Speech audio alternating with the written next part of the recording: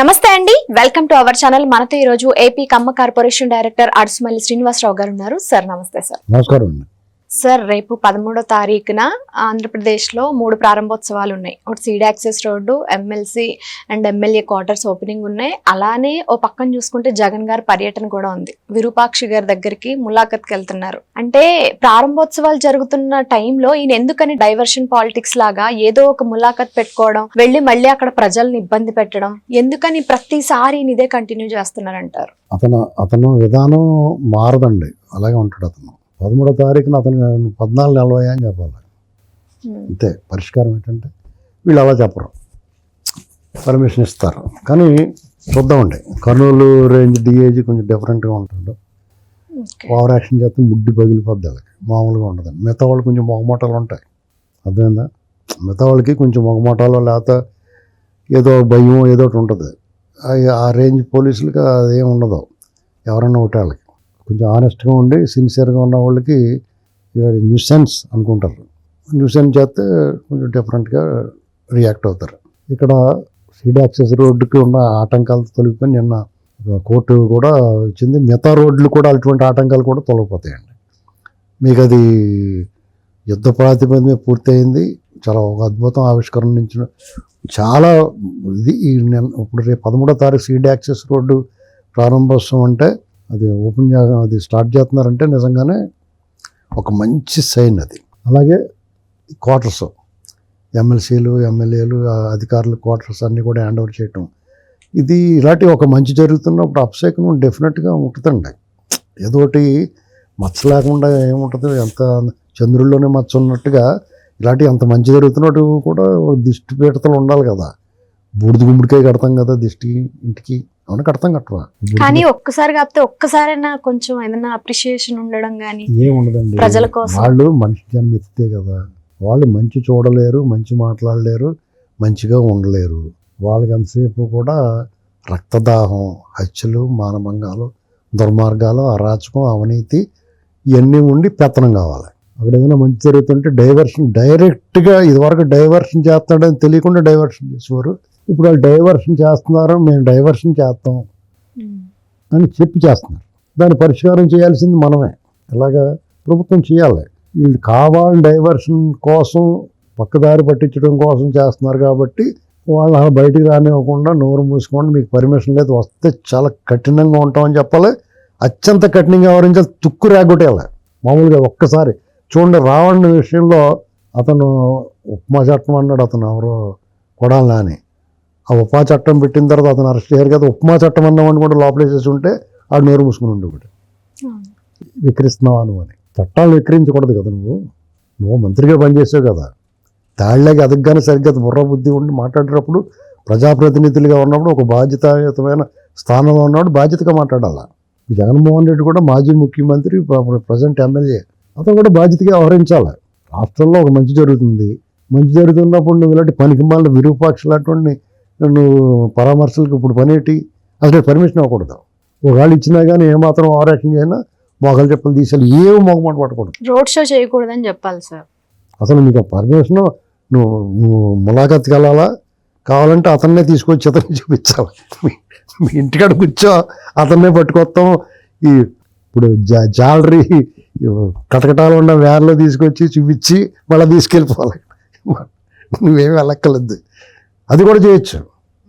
ఇప్పుడు ఇతను కోర్టుకు హాజరవ్వాలన్నప్పుడు ఏం చేయడం, 60 లక్షలు ఖర్చు అయిపోతుంది, నాకు ప్రజాధనం వృధా అయిపోతుంది నాంపల్లి కోర్టుకు రావడానికి, అంచేత నాకు కోర్టుకు హాజరు మినహాయింపు ఇవ్వండి అని అడిగాడు.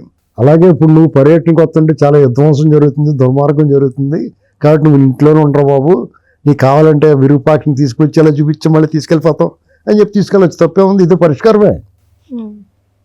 విరూపాక్షిని తీసుకొచ్చి ఇతను చూపించి మాట్లాడుకోవడం, ఒక 2 నిమిషాలు వదిలేసి మళ్ళీ ఆ టైం అయిపోయిందని తీసుకుపోవచ్చు. అతను ఇంటికాడే ఉంటాడండి, తాడేపల్లి కొంపలో. తాడేపల్లి కొంప దగ్గరికే పట్టుకొచ్చేస్తారు అతను విరూపాక్షిని. తీసుకొచ్చేసి ఇంట్లో పట్టుకెళ్ళి ఇలా తెస్తారు, గేట్ కాడికి వస్తాడు జగన్మోహన్ రెడ్డి.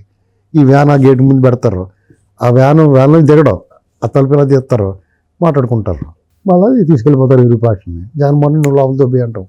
అవి కొన్ని చెయ్యాలి, అలాగా వెరైటీగా ఉంటుంది. అప్పుడు వీళ్ళు ఎత్తులు పై ఎత్తేసినట్టు, తాడి తన్ని కూడా తల తన్నట్టు, అక్కడ ఓవర్ యాక్షన్ చేస్తే రియాక్షన్ ఎలా ఉంటుందిరా బాబు అని చెప్పినట్టు ఉంటుంది. ప్రజలు కూడా ఫుల్ ఎంటర్టైన్మెంట్. ఇతను వస్తుంటే బయటకు వస్తుంటే చిరాకు వస్తుంది, ఏదో ఒక ఇబ్బంది వస్తుంది, కాకుండా వినోదం పంచేలాగా చేయాలి. అతను చేష్టలను వినోదం కింద మార్చాలి. అతను అలాగే ప్రెస్ మీట్ పెడితే వినోదం ఉంటుంది, కానీ ఇతని పర్యటన కూడా వినోదంగా మార్చాలి. ఇది ఈ ప్రభుత్వం చేయాల్సిన పని. నేను చెప్పిన తోడినప్పుడు అవకాశం పరిశీలించాలి. ఇప్పుడు ఇతను బయటికి రావటం వల్ల ఇబ్బంది వస్తుంది, దాన్ని ఈ పోలీసు యంత్రాంగం ఫెయిల్ అవుతున్నారు. వాళ్ళ సిబ్బంది మీద వీళ్ళు దాడి చేస్తుంటే కొళ్ళు నూరు వదిలేసి చూస్తున్నారు. చేతిలో లాఠీలు ఉంటే ఎర్రగొడేస్తే ఇప్పుడు అమరావతి రైతులు పొంగళ్ళు ఇవ్వటానికే అడుగు తీసి అడిగేనివల ప్రైవేటు సిబ్బందిని పెట్టి దారుణంగా మహిళల్ని, వృద్ధుల్ని, పసిపిల్లలను కూడా హింసించారు. సూది పిన్నిసులు తీసుకుని పొడిచేసేవారు, రెక్కేసేవారు. మరి ఇప్పుడు కూడా వాళ్ళు ఈ ఊరేగింపుల్లోనూ వీళ్ళ ర్యాలీల్లో ప్రైవేటు వ్యక్తులు పోలీస్ డ్రెస్ వేసి వాళ్ళకేమో ఫోన్లు ఇచ్చి వీళ్ళలో కలిపేస్తున్నారు, వాకిటాకీలు ఇచ్చి. మరి ఇప్పుడు ఏం చేయాలి ప్రభుత్వం కానీ పోలీసు యంత్రం కానీ? ఎలాంటి చర్యలు తీసుకోవాలి? తగినంత చర్యలు తీసుకున్నట్టు కనపడుతుందా పోలీసు యంత్రాంగం? వాళ్ళు మీ చర్యలు తీసుకోవాలని చంద్రబాబు గారు చెప్పారు కదా సార్. ఇవాళ ఒక మీటింగ్ జరుగుతుంది డిఎస్పీ దగ్గర నుంచి స్టేషన్ హౌస్ ఆఫీసర్ వరకు. పోలీసులకి లా అండ్ ఆర్డర్ విషయంలో మహిళల పట్ల ఎవరన్నా తేడాగా జరిగితే కనుక కఠినంగా వ్యవహరించండి. ఖచ్చితంగా కఠినంగా వ్యవహరిస్తారో వీళ్ళకి మోకాలు చెప్పులకు రీప్లేస్మెంట్, మోకాలు చెప్పులు ఆపరేషన్ చేసి డాక్టర్లకు మాత్రం డిమాండ్ పెరుగుద్ది గ్యారంటీగా. అందులో అనుమానం ఇది జరుగుద్ది. జగన్మోహన్ రెడ్డి ఇదే రోజు పెట్టుకున్నారంటే ఏం చేస్తాం? అతను అలాగే ఉంటాడు. అతనిలో మార్పుని మీరు ఎప్పుడు ఆశించకూడదు. మనం ఏం చేయాలంటే అతను శాశ్వతంగా బెడదొదలాలి రాజకీయాల నుంచి. ఈ రాష్ట్రం మీద అతని ప్రభావం ఉండకూడదంటే మనం అందరం ఏం చేయాలంటే జన్జీ ఉండాలి, జన్ ఆల్ఫా, జన్ ముద్ర బ్యాచ్లు అన్నీ కలిపి ఒక ఉద్యమం చేయాలి. బాబు ఇతను 15 ఏళ్ళు 13 ఏళ్ళు నుంచి వదిలేసారు. ఇతను ఆ కేసులు ఏమైనాయి దాని మీద దృష్టి పెట్టండి. కొన్ని దాంట్లో సంగతి అలాగా ఉన్న ఇప్పుడు మద్యం కేసులో బోలంత చేసి దొబ్బేసేటతను. 3,000 ముడుపుల కేసు ఇంకా పూర్తవలేదు. ఆ 35,000 కోట్లు ఎప్పుడు పూర్తవుద్ది అలా ఇంకా మొదలు పెట్టలేదు. అర్జెంటుగా మొదలు పెట్టాలి. ఇవన్నీ విచారణలో దర్యాప్తులు కూడా ఇతను లోపల పెట్టి చేయాలి అని చెప్పేసి ఒక ఉద్యమం చేయాలి. ఇప్పుడు కేంద్ర ప్రభుత్వమే జనం అంతా కలిసి వచ్చి కాక్రోచ్లన్నీ మీద పాకెత్తే వాళ్ళు ఏం చేశారు? మంత్రి రాజీనామా చేయించారు కదా. మరి ఆంధ్రప్రదేశ్లో కూడా ఈ డిఎస్సి సక్రమంగా పారదర్శకంగా చేసిన దాని మీద ఉద్యమం చేస్తున్నారు సిగ్గు లేకుండా.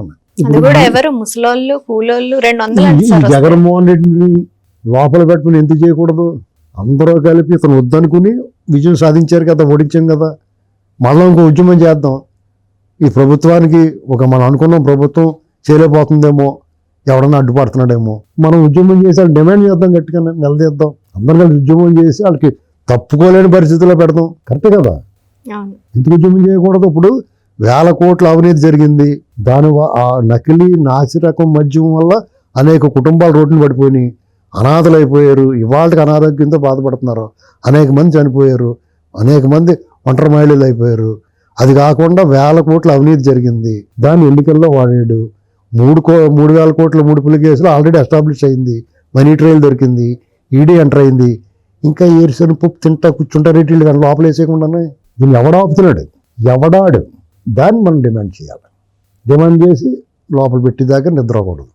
అప్పుడు పాములు తిరుగుతున్నాయి, తేళ్లు తిరుగుతున్నాయి, మండరగబ్బలు తిరుగుతున్నాయి, క్రూర జంతువులు తిరుగుతున్నాయి అన్నప్పుడు అన్నట్లు తెరివేసేదాకా అట్లా అలాగే ఉండి పడుకున్నాడు. ఎప్పుడో కూడా వచ్చి తినేస్తున్నాం. సార్ ఇప్పుడు ఈడీ అరెస్ట్ చేస్తుందని చెప్పేసి జగన్ ఈ బల ప్రదర్శన చేస్తున్నాడని వార్తలు వస్తున్నాయి. అతను చేస్తాడండి.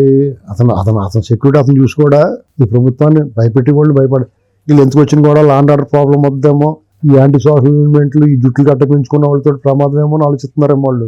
ఇంకా భయపడతాడు. ఇక్కడ హెల్మెట్ లాగితే దెబ్బకి దారిలోకి వస్తాయి. నువ్వు భయపడుతున్నంతసేపు భయపెడతారు. 2 పీకితే దారిలోకి వస్తారు. ఆ పని చేయమని మనం అంచుకుని ఉద్యోగం చేద్దామనుకుంటున్నాం. ఊరికే ప్రభుత్వం చేయలేదు అది ఇదని విమర్శ చేయడం కాదు. నేను సిద్ధం, నువ్వు సిద్ధమా అంటాడు చూడు ఏదో సినిమా. అలాగే మీరు రండి, అందరూ కలిసి వెళ్దాం అలా కదా. ఆడు చేయలేదు, ఎన్ని చేస్తాడో. ఇది మన పని. జగన్మోహన్ రెడ్డి రాజకీయాల్లోంచి తరివేయటం అనేటువంటిది ప్రభుత్వం పని కాదు, మన పని అది. ఎందుకంటే ఎవడ దాడే కడుక్కోవాలి, ఎవడో ఇంకోటి వచ్చి కడగడం. సార్ మన పని అంటున్నారు, ప్రభుత్వమే భయపడుతుంది, మరి ప్రజలు భయపడరా? వాళ్ళకి ప్రజలకు ప్రభుత్వమే భయపడుతుంది. ధర్మేంద్ర ప్రధాని రాజీనామా చేసి అది ఎవరికి కాక్రోచ్లు, బుల్బుల్ కాక్రోచ్లకు భయపడిపోయారు. అవునా కదా? ఇదంతే. అల్టిమేట్గా ప్రభుత్వం అంటే ఎవరు ప్రజలే కదా, ప్రజాస్వామ్యం కదా ఇది, ప్రజలే రాజులు, వాళ్ళందరూ సర్వెంట్లు మనకి, సేవకు ప్రజాసేవకులు అంటే ఏంటి, సర్వెంట్స్, పబ్లిక్ సర్వెంట్స్. కానీ అక్కడ ఉన్న ప్రభుత్వం స్మూత్ గా డీల్ చేసింది సార్, ఇక్కడ ప్రభుత్వం అలా కాదు కదా, రప్ప బ్యాచ్ కదా. ఎవరు రప్ప బ్యాచ్? ఇప్పుడు ఆంధ్రప్రదేశ్ లో ఉన్న జగన్ ప్రభుత్వం జగన్ దానికి రివర్స్ గా జగన్ వెళ్తే ప్రభుత్వం ఎక్కడ ఉంది? జగన్ లేదు, బట్ అలా వస్తారేమో అని ప్రజలు భయపడొచ్చు కదా. రప్ప బ్యాచ్ కి వీళ్ళు కూడా రప్ప అంటారు. వీళ్ళు రప్ప అనలాగా చంద్రబాబు నాయుడు గారు వాళ్ళు పగ్గలేసి ఉండేస్తాడు, వాళ్ళకన్నా దారుణమైన వాళ్ళు ఉంటారు ఇక్కడ. అర్థమైందండి? Thank you sir.